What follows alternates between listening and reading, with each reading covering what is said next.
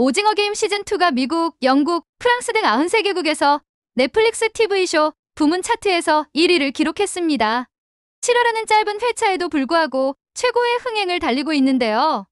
국내외에서 호평과 호평이 엇갈리는 가운데 인지도 있는 배우들의 대거 출연으로 화제성만큼은 다른 콘텐츠를 압도하고 있죠.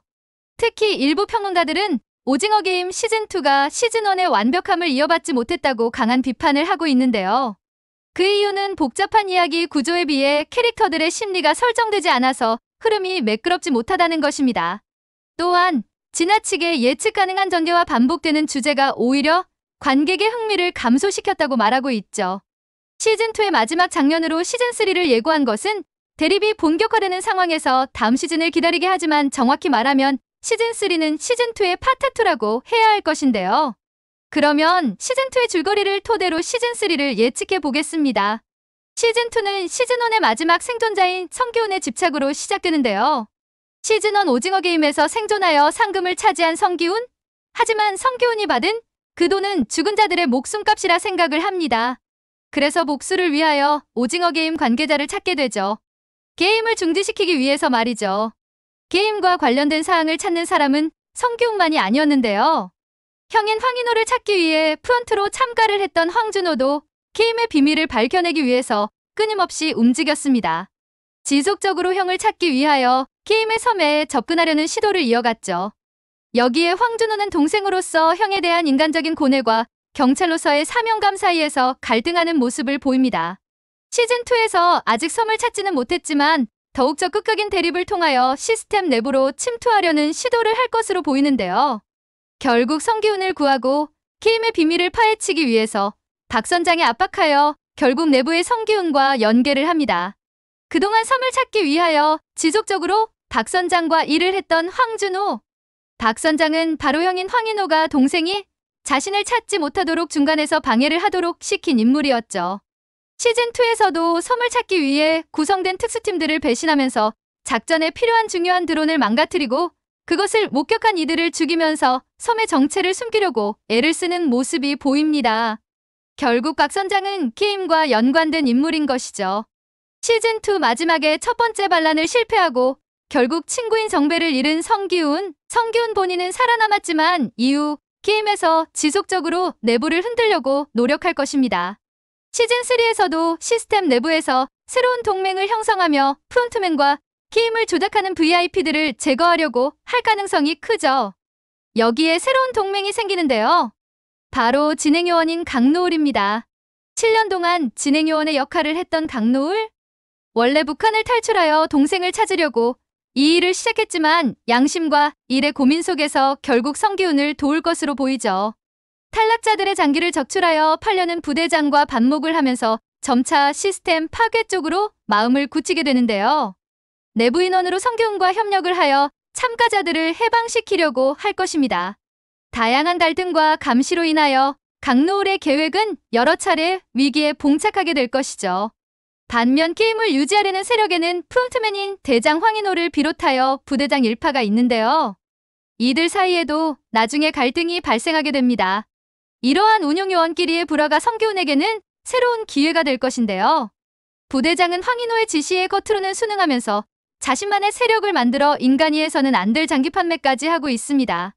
이러한 사실을 파악한 대장 황인호는 부대장을 통제하려고 하지만 결국 배신으로 인하여 위험 상황에 직면하게 되는데요.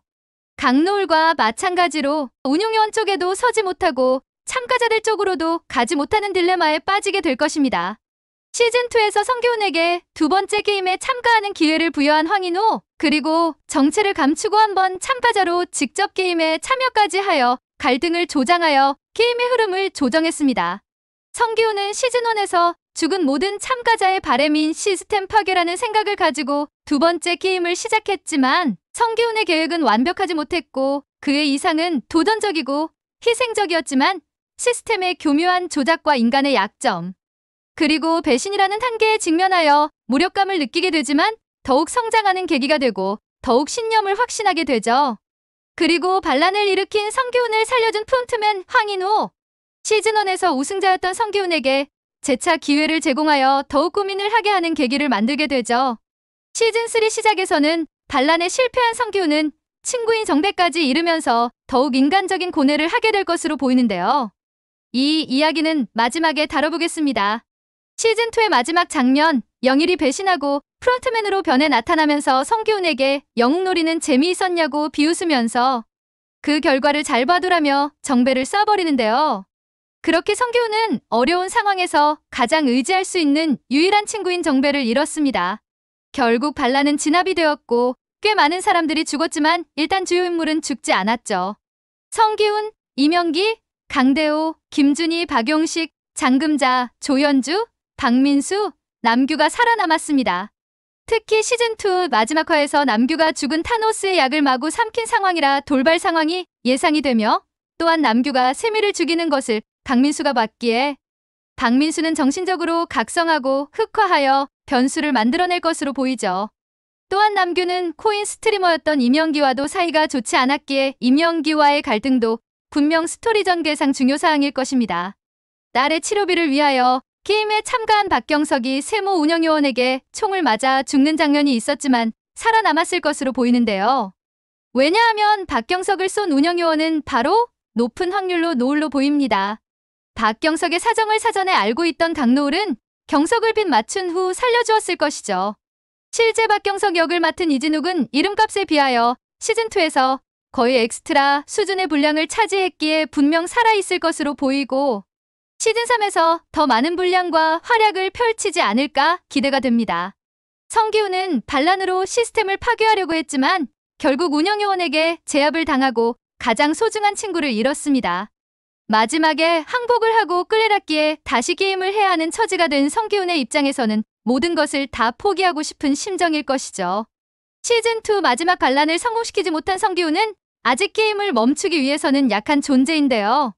주변의 다양한 도움과 혼란을 통해 새로운 기회를 가지게 됩니다. 외부에서 황준호의 활약과 내부에서 강노을과 합작을 하게 될 가능성이 높은데요. 이를 통하여 새로운 기회를 부여받고 게임의 중지를 위해 핵심을 찌르게 될 것입니다.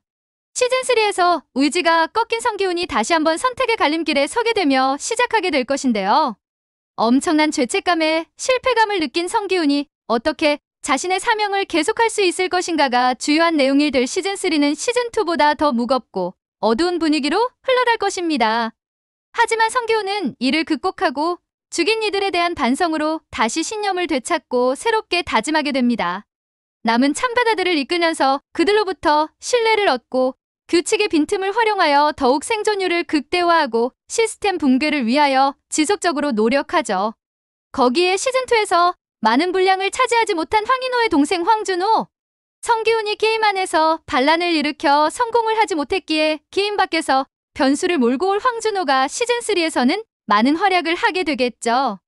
이번 영상은 오징어 게임 시즌3에서의 흐름에 대하여 예측을 해봤는데요. 다음 영상은 오징어 게임 시즌3에서 어떠한 게임으로 어떤 진행이 이루어질 것인지 살펴보겠습니다. 시청해 주셔서 감사합니다.